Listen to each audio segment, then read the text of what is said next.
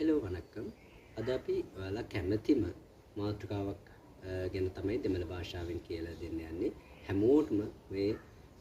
පාඩමට කැමති වෙයි ලග්න ගැන අපි දෙමළෙන් කියලා දෙන්න යන්නේ ලග්න වලට දෙමළ භාෂාවෙන් කියනවා ඉරාසි කියලා ලග්න වලට දෙමළ භාෂාවෙන් කියනවා ඉරාසි කියලා බලන්න ඉස්සරහට කියන ලග්න ටිකෙන් ඔයාගේ ලග්නෙත් තියෙනවා අපි පළවෙනි ලග්නය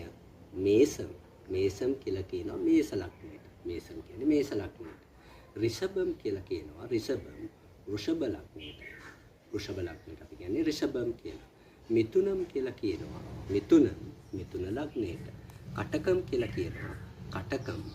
ලග්නය සිංගම් කියන්නේ සිංහ ලග්නය බලන්න තවත් හොඳ ලග්නයක් තියෙනවා කන්නි කියන්නේ කන්‍යා ලග්නයට කන්‍යා ලග්නයට තුලාම් කියලා කියනවා තුලා ලග්නයට විරුච්චිහම් කියලා කියන්නේ විරුච්චිහම් වෘශ්චික ලග්නයට ධනුසු කියලා අපි කියනවා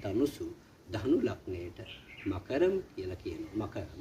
මකර ලග්නයට කුම්භම් කියලා කියන්නේ කුම්භ ලග්නයට මීනම් අවසාන ලග්නය මීන ලග්නය එහෙනම් ලග්න ගැන